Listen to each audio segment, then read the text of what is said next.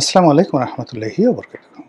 সম্মানিত দর্শক, বাংলাদেশ এবং ভারতের মধ্যে যে কূটনৈতিক সম্পর্ক, সেই সম্পর্কের মধ্যে সাম্প্রতিক সময়ে বেশ কিছু উত্তেজনা দেখা দিয়েছে। কারণগুলো হলো এই: ১ নম্বর কারণ, শেখ হাসিনা সাম্প্রতিক সময়ে দিল্লির যে আন্তর্জাতিক একটা প্রেস ক্লাব আছে, যেখানে বিদেশি সাংবাদিকরা তাদের যে press club, international foreign correspondence club. তো সেই ক্লাবে শেখ হাসিনা ভার্চুয়ালি একটা বক্তব্য দিয়েছেন, সংবাদ সম্মেলন করেছেন, যে ব্যাপারে বাংলাদেশে নিযুক্ত ভারতীয় রাষ্ট্রদূত মিস্টার দীনেশ ত্রিবেদী, তাকে মোটামুটি ডেকে আনা হয়েছে বাংলাদেশের যে প্রধানমন্ত্রী, পররাষ্ট্র উপদেষ্টা, তার দরবারে। এবং সেখানে তাকে বেশ একটা অন্যরকম, এটা না দেখলে বোঝা যাবে না বাংলাদেশ যে এখন কোথায় চলে গেছে।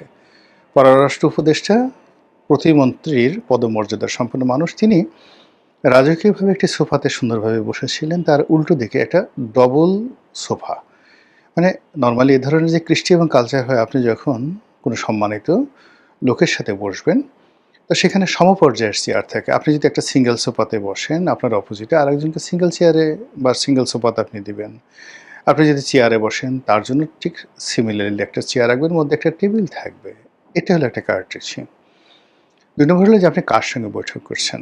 যদি আপনার সাথে তার পদ মর্যাদা বেশি থাকে, তাহলে সেখানে আপনার ড্রেস কোড, আপনার বসার ভঙ্গি, আপনার দুপা কীভাবে রাখবেন, আপনি ক্রস লেগ করবেন কিনা, পায়ের উপর পা তুলবেন কিনা, আপনি হাত কোথায় রাখবেন, এগুলোর একটা ডিপ্লোম্যাটিক ভাষা রয়েছে।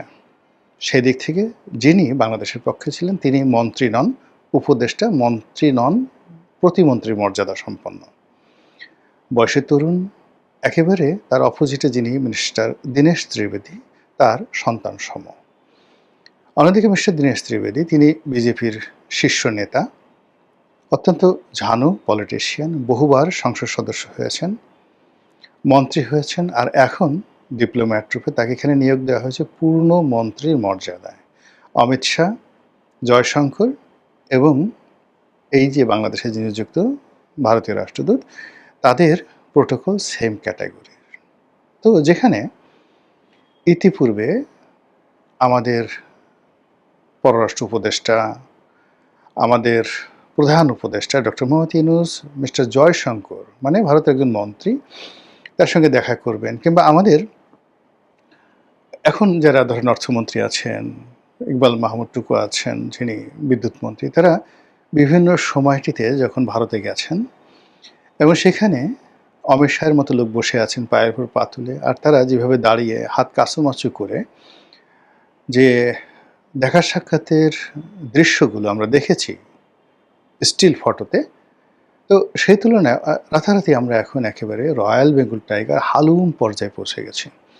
তো যেটা বলছিলাম, দীনেশ ত্রিবেদীকে ডেকে আনা হয়েছে বা তিনি এসেছেন। তারপরে সরকারের যিনি পররাষ্ট্র উপদেষ্টা, তিনি বসেছেন একটা সোফাতে, তার উল্টো দিকে একটা ডবল সোফাতে। হ্যাঁ, সেই ডবল সোফাতে একজন ভিজিটর হিসেবে দীনেশ ত্রিবেদীকে বসিয়ে রাখা হয়েছে এবং দীনেশ ত্রিবেদী ২ হাত জোড় করে এমনভাবে কথা বলছিলেন যেন তিনি কোনো রাজা বা মহারাজার সামনে নিজেকে অবনত করেছেন। তো সেই বৈঠকে সরকারের পক্ষ থেকে, বাংলাদেশের পক্ষ থেকে মোটামুটি নির্দেশনা দেওয়া হলো, অনুরোধ নয়, নির্দেশনা, যে কোনো অবস্থাতেই শেখ হাসিনা যেন ওখানে বক্তব্য দিতে না পারে এবং এটি কোনো অবস্থাতে মেনে নেওয়া হবে না। কিন্তু বাস্তব হলো যে শেখ হাসিনা সেখানে বক্তব্য দিলেন। বক্তব্য দেওয়ার পরে বাংলাদেশের পক্ষ থেকে অত্যন্ত জটিল, কুটিল এবং অত্যন্ত কড়া ভাষায় ইংরেজিতে ফাটিয়ে ফেলা হলো অসাধারণ একটা চিঠি, যে চিঠি মানে বাংলাদেশে যেভাবে লিখেছে, এটি ডোনাল্ড ট্রাম্পও ভারতকে এ ভাষায় চিঠি লিখতে সাহস পেতেন না। চীনের প্রেসিডেন্ট তো প্রশ্নই আসে না।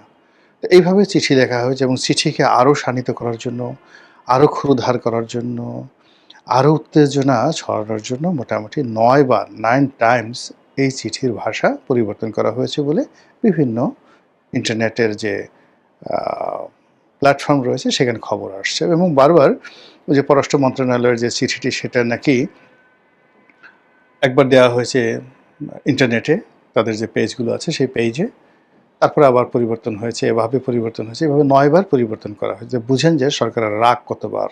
আমরা যখন একজনকে বলি যে তোকে একটা থাপ্পড় মারবো, এটা হলো প্রথম রাগ। পরে হলো না, শুধু থাপ্পড় হবে না। বলা হলো যে, তোকে একটা চটকানি মারবো, একদম কান পট্টি ফাটিয়ে ফেলবো। বরিশালের আঞ্চলিক ভাষায়। কানসা ফাটিয়ে ফেলবো। ২, ৩ নম্বর হলো যে না, কানসা ফাটানো হবে না। তোকে এমন একটা চটকানি মারবো, তুই চিত হয়ে পড়বি। তারপরে তোর পিঠের উপর একটা কেনু দেবো। একদম রওয়া পড়া কেনু। বরিশালের ভাষায় রওয়া পড়া কেনু। সেটা মারবো। তারপর আপনার রাগ কমলো না। এরপর আপনি একের পর এক ভাষা শক্ত করতে থাকলেন। তো সেক্ষেত্রে আসলে ৯ বার পরিবর্তন করে কী ধরনের শব্দ সেখানে ব্যবহার করা হয়েছে, কেন করা হয়েছে, সেই জিনিসগুলো হয়তো যারা এক্সপার্ট ডিপ্লোম্যাট তারা বলতে পারবেন। কিন্তু আমার কাছে মনে হয়েছে যে বারবার শুধু বাংলাদেশের যে ক্রোধ, তার যে বিরক্তি, সেই বিরক্তিগুলো ভারতের কাছে প্রকাশ করা হয়েছে এবং ভারত সেটা পেয়েছে। পাওয়ার পরে ভারত যেটি বলেছে ভারতের পক্ষ থেকে সেটি হলো একদম প্রথম বাংলা ভাষায় যদি অনুবাদ করি যে শেখ হাসিনা যে সেখানে বক্তব্য দিয়েছেন এ ব্যাপারে ভারত সরকারের আসলে কিছুই করার ছিল না। ভারতে তিনি যে অবস্থানে আছেন, যে মর্যাদায় আছেন, তার মুখ বন্ধ করা বা তাকে নিষেধ করা এটা আমাদের প্রোটোকলের মধ্যে পড়ে না। ২ নম্বরের যে স্থানটিতে তিনি ভাষণ দিয়েছেন সেটি একটি স্বাধীন সার্বভৌম একটা প্রেস ক্লাব। তো সেখানে কোনো বাধ্যবাধকতা তৈরি করা, সেখানে কোনো নিষেধাজ্ঞা দেওয়া, এটি ভারতের যে বর্তমান সরকার সেই সরকারের বিধি বহির্ভূত, ক্ষমতা বহির্ভূত এবং এটি ভারত কখনো করে না। এই গেল এক। দ্বিতীয় তিনি বলেছেন, ভারতের যিনি মুখপাত্র তিনি বলেছেন যে এখানে যেটা হয়েছে সেটা হলো শেখ হাসিনা যে বক্তব্যগুলো দিয়েছেন সেটা ভারত আসলে সমর্থন করে না। বেশ ভালো কথা। কিন্তু এতে করে কিন্তু ভারতের উপর বাংলাদেশের রাগ কমেনি। এই মুহূর্তে সরকারকে যারা প্রমোট করছে, যারা পত্রপত্রিকা তারা বারবার বলার চেষ্টা করছেন যে এই যে ভারত যে কাজটি করছে খুবই জঘন্য কাজ করেছে, খুবই মন্দ কাজ করছে। তারা শেখ হাসিনাকে ট্রাম্প কার্ড হিসেবে ব্যবহার করছে, বাংলাদেশের উপর একটা চাপ দেওয়ার চেষ্টা করছে এবং এভাবে যদি করতে থাকে কোনো অবস্থাতে বাংলাদেশের সঙ্গে ভারতের বন্ধুত্ব হবে না। স্বরাষ্ট্রমন্ত্রী তো ডাইরেক্ট বলে দিয়েছেন যে একদিকে শেখ হাসিনাকে ট্রাম্প হিসেবে ব্যবহার করবেন আর অন্যদিকে বাংলাদেশের সাথে বন্ধুত্ব করার চেষ্টা করবেন, এটা হবে না। ফলে এই বিষয়গুলো নিয়ে যখন বাক চলছে, বিতণ্ডা চলছে, তর্ক চলছে, বিতর্ক চলছে, এটার ভবিষ্যৎ কী হবে উই ডোন্ট নো, আমরা জানি না। কিন্তু আমাদের তো একটা আত্মতৃপ্তি পেতে হবে, মনে মনে একটা শান্তি পেতে হবে যে আসলে আমরা কিছু করতে পারি, উই ক্যান ডু সামথিং। তো সেক্ষেত্রে সরকারের যারা প্রমোটার রয়েছেন তারা ভাষা, পদ্য, গদ্য, ইংরেজি, বাংলা মিলিয়ে সরকারকে যেটি বলার চেষ্টা করছেন সেটি হলো যে যে চিঠি বাংলাদেশ থেকে গেছে এই চিঠি রীতিমতো দিল্লিতে কাঁপন তৈরি করে ফেলেছে। দিল্লিতে এখন যে কী অবস্থা, তারা এখন পারে তো শেখ হাসিনাকে সেখান থেকে বের করে দেয় এবং তারা দেবে। শেখ হাসিনাকে বলবে তুমি চলে যাও, তুমি তোমার নিজ দেশে চলে যাও বা অন্য কোনো দেশে চলে যাও, তুমি দিল্লিতে বসে যে কাজগুলো করছো, বাংলাদেশে এখন যারা ক্ষমতায় আছেন আমরা তাদের সঙ্গে বিরোধ করব না, তারা আমাদের বন্ধু মানুষ। আর আমরা কি তাদের সঙ্গে বিরোধ করে পারবো? কখনোই পারবো না। এর আগে যখন তারা ক্ষমতায় ছিলেন ২০০১ থেকে ২০০৬ পর্যন্ত তাদের সঙ্গে আমাদের একটু সম্পর্কে টানাপোড়েনের কারণে আমাদের কী সর্বনাশ ঘটেছিল এটা আমাদের মনে নেই। মারাত্মক সর্বনাশ ঘটেছিল। এর আগে গত ২ বছর যাবৎ ডক্টর মোহাম্মদ ইউনূস আমাদেরকে যেভাবে ভয় দেখিয়েছেন, আমাদের প্রাণে পানি নেই। এই আমাদের সেভেন সিস্টার দখল করে নিয়ে যাবে, এই দিল্লি দখল করবে, এই কলকাতা দখল করবে। নানা রকম হুমকি ধামকিতে আমাদের একবার অমিত শাহ, একবার জয়শঙ্কর, আর একবার রাজনাথ সিং মানে তাদের প্রতিরক্ষা মন্ত্রী এবং দীনেশ মানে ওই তাদের যে সেনাপ্রধান এবং একই সঙ্গে অজিত দোভাল, এই মানুষগুলোর ঘুম হারাম। ডক্টর মোহাম্মদ ইউনূস ২ বছরের ঘুম হারাম করে দিয়েছে। তারা বারবার কলকাতা এসেছে, তারা বারবার আসাম গিয়েছে, ত্রিপুরা গিয়েছে এবং এখানে তারা নাকি এই বাংলাদেশের হামলা মোকাবেলা করার জন্য ক্যান্টনমেন্টে শক্তি বাড়িয়েছে, কামান স্থাপন করেছে, দূরপাল্লার ক্ষেপণাস্ত্র স্থাপন করেছে, সেখানে মিলিটারি বেইজে যে এয়ার ইনস্ট্রুমেন্টগুলো রয়েছে সেগুলো তারা বাড়িয়েছে। এতে করে তাদের হাজার হাজার কোটি ভারতীয় রুপি খরচ গেছে। তো কাজেই ভারতের যে এখন অর্থনৈতিক দুরবস্থা, নুন আনতে পান্তা ফুরায়, তারা যেটা বদনা কিনবে সে বদনাও তাদের নেই। ফলে দেখেন তাদের ওই অনেক ছবি দেখা যাচ্ছে রেল লাইনের পাশে সেই অনেকে মলত্যাগ করছে। তাদের সেই বিএসএফ তারা কাপড় উঁচিয়ে পাশে বন্দুক রেখে নদী নালাতে তারা প্রাকৃতিক কর্ম সারছে। সেই ছবি আমরা দেখতে আসছি যে এই লোকগুলো করেটা কি? এদের তো পাশে একটা বদনা যদি থাকতো, তাহলে তো আমরা একটু তৃপ্তি পেতাম যে এটলিস্ট। ভারতের ইকোনমি এখন এমন অবস্থা হয়ে গেছে যে একটা বদনা কেনার মতো অবস্থা তাদের নেই, একটা টয়লেট বানানোর মতো অবস্থা তাদের নেই। তো সেখানে বাংলাদেশের মতো একটা রাষ্ট্রের সঙ্গে তারা এই মুহূর্তে যুদ্ধ করবে, প্রশ্নই আসে না। এবং তাও আবার শেখ হাসিনার জন্য, যিনি প্রায় ৮০-৮২ বছর তার বয়স হয়ে গেছে, ক্ষমতাচ্যুত হয়ে গেছেন, তার লোকজন সব দেশের বাইরে পালিয়ে আছে। তো এখানে শেখ হাসিনা বিরোধী যারা লোকজন তারা মনে করে শেখ হাসিনা একটি পচা জিনিস, রদ্দি মাল। কাজে তাকে নিয়ে ভারত কোনো অবস্থাতেই মাথা ঘামাবে না এবং ভারত শেখ হাসিনাকে যে কোনো মূল্যে ভারত ছাড়া করে সরকারের সঙ্গে বন্ধুত্ব করবে। এই ধরনের একটা কনফিডেন্স যে কোনো কারণে হোক সরকারের যারা লোকজন আছে তাদের মধ্যে জাগিয়ে তোলা হচ্ছে তৃতীয়, চতুর্থ, পঞ্চম পক্ষের মাধ্যমে। তো সেই কারণে কি হলো, আমরা এই বাংলাদেশে বসে আমরা দিল্লির খবর তো জানি না। দিল্লিতে আসলে কি হচ্ছে, কলকাতাতে কি হচ্ছে, ওখানে যারা দিল্লির কর্তা ব্যক্তি আছেন তারা আসলেই কি করতে পারেন, বাংলাদেশ নিয়ে কী চিন্তা ভাবনা করছেন আমরা কিচ্ছু জানি না। কিন্তু আমরা বাংলাদেশে বসে যা টের পাচ্ছি তা হলো সরকার এই মুহূর্তে অত্যন্ত শক্তিশালী। ইতিমধ্যে সরকার সৌদি আরবের সঙ্গে একটা জোট করেছে, সামরিক জোট করেছে। ১৩ দেশীয় একটা জোট করেছে। সেই জোটের মূল প্রতিপাদ্য হলো যে তারা একে অপরের বিপদে এগিয়ে আসবে। কাজে বাংলাদেশে যদি এখন কোনো রকম সমস্যা হয় ভারতের সঙ্গে, এখানে পাকিস্তান আসবে, সৌদি আরব আসবে, তুরস্ক আসবে, তাদের অঢেল অর্থ আসবে। ফলে ভারতকে আমাদের তো ভয় পাওয়ার দরকার নেই। ২ নম্বর হলো যে আমরা এই মুহূর্তে চীনকে যেভাবে পেয়েছি, চীনের সঙ্গে যেভাবে অর্থনীতি আমাদের এগিয়ে চলছে, চীনের প্রেসিডেন্ট যেভাবে বাংলাদেশের প্রধানমন্ত্রীকে সম্মান দেখিয়েছেন, এর আগে মালয়েশিয়ার প্রধানমন্ত্রী যেভাবে আমার বন্ধু মহাজাদু জানে বলে তারেক রহমান সাহেবকে উষ্ণ অভ্যর্থনা জানিয়েছেন, সেখানে কী সব নরেন্দ্র মোদী, অমিত শাহ এগুলো গণনা করার কি সময় আছে? এইভাবে একটা জিকির তোলা হচ্ছে। আর সেই জিকির তোলার কারণে কি হচ্ছে, সরকারের যারা লোকজন তারা মনে করছে না উই আর রাইট।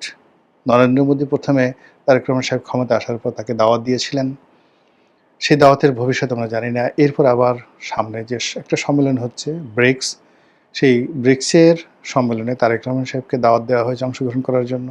আজকের দিনের খবর হলো সম্ভবত সরকার সমর্থিত যে সকল পত্রিকা রয়েছে তারা বলছে যে সম্ভবত তারেক রহমান সাহেব এই ব্রিক্স সম্মেলনে যাচ্ছেন না।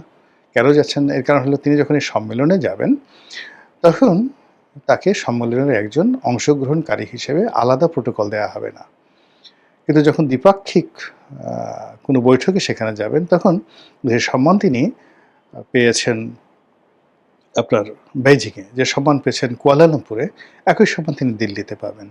কিন্তু তিনি যেমন চীনের সফরে গেছেন, সফরে মালয়েশিয়া থেকে গিয়ে চীনের বেইজিংয়ে ঢোকার আগে তিনি ডালিয়ান প্রদেশে একটা কনফারেন্সে তিনি সেই ইকোনমিক কনফারেন্সে অংশগ্রহণ করেছিলেন এবং সেখানে তাকে সাদামাটা অন্য অতিথিদেরকে যেভাবে একজন প্রাদেশিক কর্মকর্তা তাকে অভ্যর্থনা জানিয়েছেন, রেল স্টেশনে তাকে রেল ভ্রমণ করিয়েছেন, ঠিক ওইভাবে হয়তো ভারতেও তাকে দেখা গেল যে বাংলাদেশ দূতাবাসে কোনো কর্মকর্তা গেল বা ওই যে ব্রিক্সের যারা আয়োজক তাদের পক্ষ থেকে কেউ থাকলো, একটা সাদামাটা। এটা তো বাংলাদেশের প্রধানমন্ত্রীর জন্য অবমাননাকর। তার গার্ড অফ অনার লাগবে, লাল গালিচা লাগবে। স্বয়ং নরেন্দ্র মোদী এয়ারপোর্টে তাকে আসতে হবে, নরেন্দ্র মোদী রিসিভ করার জন্য। সঙ্গে তার পারিষদবর্গ থাকবে, কামান দাগানো হবে। তারপরে নরেন্দ্র মোদীর বাসভবনে তাকে আবার দ্বিতীয় দফা গার্ড অফ অনার দেওয়া হবে। দিল্লি যেটা দিল্লি গেট যেটা রয়েছে সেখানে তাকে আবার সেই সানাই নহবত বাজিয়ে তাকে অভ্যর্থনা জানানো হবে, অথবা লালকেল্লাতে সবচেয়ে বড় যখন কোনো সেলিব্রেশন হয় সেটা লালকেল্লাতে তারা করে ভারত। তো সেই লালকেল্লাতে, রেড ফোর্টে এরকম অনুষ্ঠান হবে, কিন্তু ব্রিক্সে গেলে তো এই জিনিসগুলো হবে না। এই জন্য যারা সরকারের খুবই অ্যাডমায়ারার, প্রশংসাকারী, তারা এই যে ব্রিক্স সম্মেলনে তারেক রহমান সাহেবের যে ভারত গমন এটাকে সমর্থন করছেন না। তো এই অবস্থাতে আসলে সব কিছু চলছে, এই অবস্থাতে সব কিছু চলছে এবং এই সব কিছুর মধ্যে আমরা বাংলাদেশে বসে টের পাচ্ছি যে আমরা যথেষ্ট শক্তিশালী হয়ে পড়েছি, আমাদের অনেক উষ্ণতা রয়েছে, উত্তেজনা রয়েছে এবং আমরা ভারতকে যে কোনো কথা বলতে পারি। আমাদের রাজপথে যারা নেতৃবৃন্দ রয়েছেন ভারতকে গালি দিতে পারেন অবাধে, ভারতকে সকাল বিকাল জয় বাংলা করতে পারেন। ইনকিলাব জিন্দাবাদ করতে পারেন, বাংলাদেশে পাকিস্তানকে স্বাগত জানাতে পারেন। সো এইরকম একটা স্বাধীন সার্বভৌম যে একটা জাতিসত্তা, যে এই তারেক রহমান সাহেবের নেতৃত্বে এখন চলছে, যেটা শুরু হয়েছিল ইউনূসের জমানাতে, সেটা অব্যাহত আছে।